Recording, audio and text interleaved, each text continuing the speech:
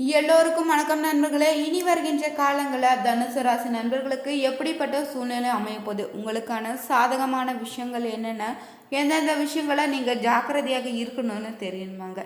இந்த வீடியோவை ஸ்கிப் பண்ணாமல் பாருங்கள். தனுசு ராசியை பொறுத்தவரை உங்களுக்கு குரு பகவான் வழிபாட்டில் சிறப்பான பலன்கள் ஏற்படுங்க. ஒரு நல்ல மாற்றத்தையும் ஏற்படுத்தி தருவாருன்னே சொல்லலாம்.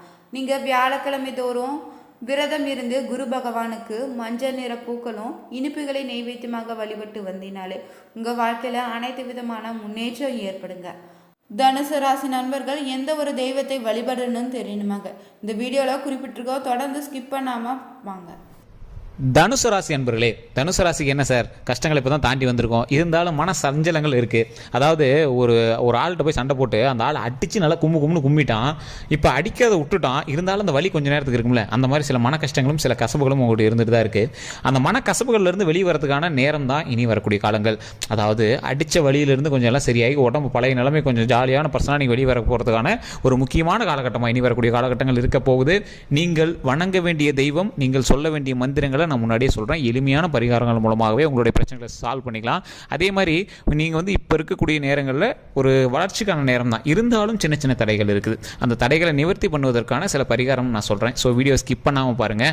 அதற்கு முன்னாடி நான் சொல்கிற மந்திரத்தை நீங்கள் கண்டிப்பாக நீங்கள் கமெண்ட் செக்ஷனில் 3 டைம் பதிவிடுங்க. அது மட்டும் இல்லாமல் அதே விஷயத்தை நீங்கள் காலையிலையோ இல்லை பூஜை அறையில் பூஜை பண்ணும்போதோ, இல்லை சார் பூஜை பண்ணலாம் டைமில் சார் அப்படின்னா சூரியனை பார்க்கும்போது இந்த விஷயத்தை கண்டிப்பாக சொல்லுங்கள். ஓம் திரிநேத்ராய நமக, ஓம் திரிநேத்ராய நமக, ஓம் திரிநேத்ராய நமக.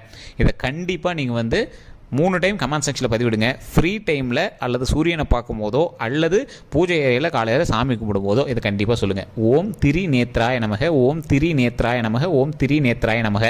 இது என்ன சார், இதனால் என்ன பலன் அப்படிங்கிறது எல்லாமே இந்த வீடியோவில் நான் முழுமையாக சொல்ல போகிறேன். இது எந்த இடத்துல சொன்னால் உங்களுக்கு எந்த வகையான பிரச்சனை சால்வ் ஆகும் அப்படிங்கிறதையும் நான் சொல்கிறேன். அதே மாதிரி நிறைய பேருக்கு சில சந்தேகங்கள் இருக்கும். சார் இது நீங்கள் பொது பலன் தானே சொல்கிறீங்க, எங்களுக்கு எப்படி செட் ஆகும் அப்படிங்கிறவங்க. ஏன்னா நிறைய பேருக்கு தெரியும். ஏன்னா ஒரு ராசி பொறுத்தவரைக்கும் 10 கோடி பேர் 15 கோடி பேர் இருப்பான். அவங்களுக்கு எல்லாத்துக்கும் ஒரே மாதிரி நடக்கிறதுலையே காரணம் என்ன அப்படின்னா, ஒவ்வொருத்தருக்கும் ஒவ்வொரு வகையான லக்கினம், நட்சத்திரம், தசாபுத்தி எல்லாமே இருக்கும். அது மட்டும் இல்லாமல் அவர் இருக்கக்கூடிய லொக்கேஷன் வேறையாக இருக்கும். அது மட்டும் இல்லாமல் அவரை சுற்றி இருக்கக்கூடிய மற்ற ராசிகளும் அவரோட வேலை செய்யும்ல.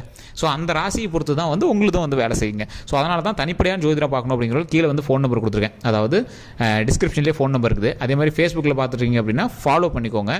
ஃபேஸ்புக்கில் ஸ்க்ரீன்லேயே நான் நம்பர் கொடுத்துருக்கேன். ஜஸ்ட் நீங்கள் ஃபோன் பண்ணி உங்களுடைய சந்தேகங்களை கேட்டு தெரிஞ்சுக்கலாம். உங்களுடைய பிறந்த நேரம், பிறந்த ஊர், உங்களுடைய பிறந்த தேதி போட்டிங்க அப்படின்னா போதுமானது. அதுலேயே நீங்கள் ஃபுல் ப்ராப்ளம் எல்லாத்தையுமே சால்வ் பண்ணுற அளவுக்கு எல்லா விஷயங்களுமே சொல்கிறோம். நிறைய பிரபல ஆக்டர்ஸும் ஃபோன் பண்ணி பேசிட்டு தான் இருக்காங்க. அதேமாதிரி பிரபலமான பொலிட்டீஷியன்ஸும் பேசிட்டு தான் இருக்காங்க. ஸோ உங்களோட விஷயங்கள் எல்லாமே நம்ம சீக்கிரட்டாக வச்சுக்கனால எங்களோட நேம் மென்ஷன் பண்ணி சொல்ல முடியாது. ஸோ பிரபல ஜோதிடர் தான் உங்களுக்கு பதில் சொல்லுவார். ஸோ கண்டிப்பாக நீங்கள் இந்த விஷயத்தை பயன்படுத்திக்கலாம். சரி சார், இந்த தனுசு ராசியை பொறுத்த வரைக்கும் தனுசு ராசிக்கு அப்படின்னு ஒரு தனியான ராசி அப்படிங்கிற மாதிரி உங்களுக்குன்னு தனி ஆசைகள் எதுவுமே இருக்காதுங்க. குடும்பம் தான் உங்களோட ஆசை. அக்கா தம்பி, அண்ணன் தங்கச்சி, அதே மாதிரி அக்கா தங்கச்சிங்க. ஸோ இந்த மாதிரி உங்களுடைய ஃபேமிலி தான் உங்களுடைய வாழ்க்கை. அவங்களுக்கு என்ன தேவை, அப்பா அம்மாவுக்கு என்ன தேவை, இதுதான் உங்களோட வாழ்க்கையாக இருந்தது. இத்தனை நாட்கள் அப்படி இருந்தும் உங்களுக்கு அப்படின்னு ஒரு சின்ன சின்ன விஷயங்கள் நீங்கள் செஞ்சுட்டு தான் இருந்திருப்பீங்க. எந்த இடத்துலையும் மனம் தளராத ஒரு ஆட்கள் நீங்கள். எந்த ஒரு சுச்சுவேஷன்லையும் பேக் அடிக்காத ஒரு ஆள் நீங்கள். உங்களுடைய லைஃப்பை பற்றி நீங்களே பயந்துக்கக்கூடிய ஒரு சில தருணங்களாக கடந்த சில வருடங்கள் அமைஞ்சிருக்குங்க. உங்களோட லைஃப்பில் நீங்கள் என்ன பண்ணணும், என்ன பண்ணக்கூடாது அப்படின்னு நீங்கள் சிந்திக்கிறதுக்கே உங்களுக்கு ஒரு மைண்டு ஃப்ரீயாக இல்லாத தருணங்களாக சில வருடங்களாகவே உங்களுக்கு அமைஞ்சிருக்கும். இந்த சில வருடங்களில் நீங்கள் அதிகமான மருத்துவ சந்திப்புகளை சந்திச்சிருப்பீங்க. கடந்த ஒரு 3-4 வருடங்களாக நிறைய மருத்துவ சந்திப்புகள் நீங்கள் சந்திச்சிருப்பீங்க. உங்களுடைய தாய் தந்தையருக்காக இருக்கட்டும், சகோதர சகோதரிக்காக இருக்கட்டும், உங்களுக்காக இருக்கட்டும், இல்லை ஏதோ ஒரு வகையில் நீங்கள் மருத்துவ விஷயங்களை சந்திச்சிருப்பீங்க. அதில் நிறைய மன உளைச்சல்கள் மட்டும் இல்லாமல் பண பிரச்சனைகள் நீங்கள் சந்திச்சிருப்பீங்க. அதன் மூலம் சில கடன்லேயே நீங்கள் மாட்டியிருந்திருப்பீங்க. இதெல்லாமே முடிஞ்சதுக்கு பிறகு ஒரு இழப்பையும் நீங்கள் சந்திச்சிருப்பீங்க. அந்த இழப்பை சந்திச்சதுக்கு பிறகு ஒரு வரவை நீங்கள் சந்திச்சிருப்பீங்க. உடனே திருமணம் ஆகாதவங்களுக்கு திருமணம் ஆகியிருக்கும். அதே மாதிரி குழந்தை இல்லாதவங்களுக்கு குழந்தை பிறந்திருக்கும். சென்ற வருடம் கரெக்டாக 2024 நீங்கள் கண்டிப்பாக ஏதோ ஒரு விஷயத்துக்காக நீங்கள் ஹாஸ்பிட்டலில் அட்மிட் ஆகிருப்பீங்க. 2 அல்லது 3 நாட்கள் கண்டிப்பாக ஹாஸ்பிட்டலில் இருந்தால் நீங்கள் வந்திருப்பீங்க. அதுவுமே கிட்டத்தட்ட பார்த்தீங்கன்னா 2025ஓட தமிழ் வருடத்தில் கூட வச்சுக்கோங்களேன், 2025 ஏப்ரல் மே வரைக்குமே நீங்கள் இந்த மாதிரி விஷயங்கள் நீங்கள் சந்திச்சிருக்கான காலகட்டங்கள் அதிகமாக இருந்திருக்கும். சார் அது ஒன்றும் பெரிய ப்ராப்ளம் கிடையாது. உங்களுக்கு இனி வரக்கூடிய காலங்கள் மகிழ்ச்சிக்கான நேரம். அதனால் ஒரு சொல்லட்டி விட்டுருச்சு, அந்த அடித்த வலி கொஞ்சம் இருக்குது, அந்த வலி கொஞ்சம் கொஞ்சமாக சரியாக போகுது. அப்போ தான் நான் நீங்கள் சொல்லக்கூடிய விஷயங்களை நான் சொல்லணும் அப்படின்னு சொன்னதுங்க. அதாவது நான் சொல்லக்கூடிய விஷயங்களை நீங்கள் சொல்லணும் அப்படின்னு சொன்னது மாற்றி சொல்லிட்டோம் போல்.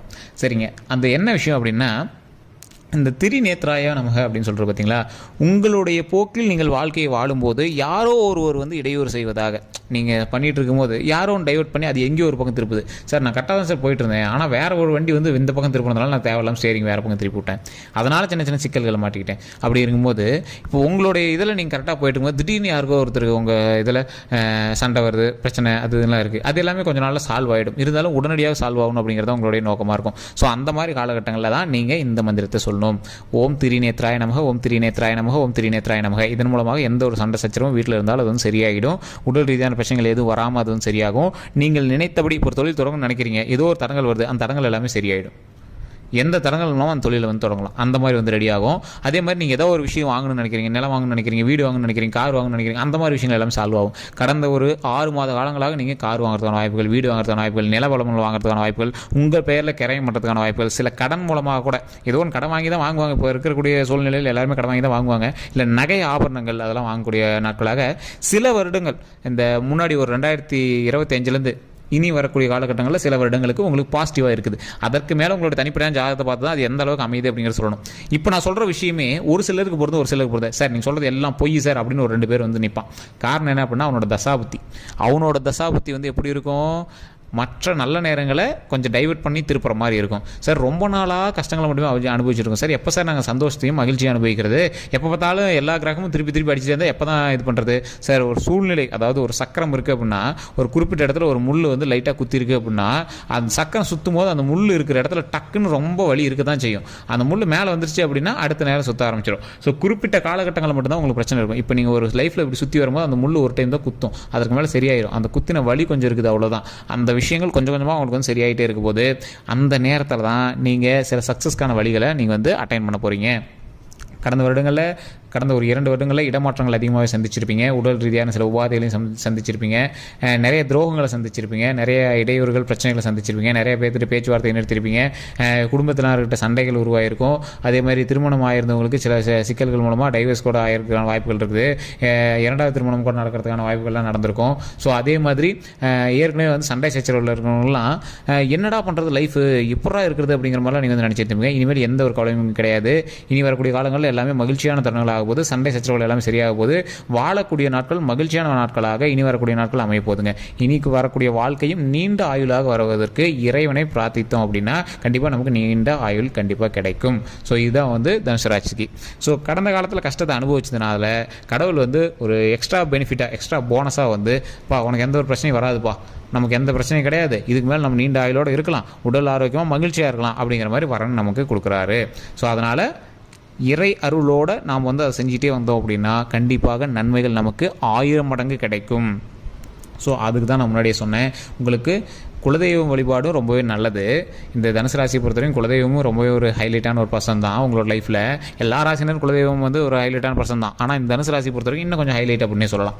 ஸோ இது மட்டும் இல்லாமல் இந்த திரிநேத்ராய நமக அப்படின்னு சொல்லும் போது சிக்கல்களையும் தடைகளையும் நிவர்த்தி செய்வதற்கு ஒரு முக்கியமான ஒரு இடமா இந்த இடம் அமைச்சு கொடுக்கறதுக்கு இந்த திரிநேத்ராய நமக அப்படிங்கிற மந்திரம் வந்து உங்களுக்கு பயன்படுங்க. அதே மாதிரி இந்த தனுசு ராசியை பொறுத்த வரைக்கும் முருகனுடைய வழிபாடு பெற்றவர், திருமணம் ஆகாதவங்க, குழந்தை பேர் இல்லாதவங்க இந்த விஷயத்தை கண்டிப்பாக சொல்லுங்கள்.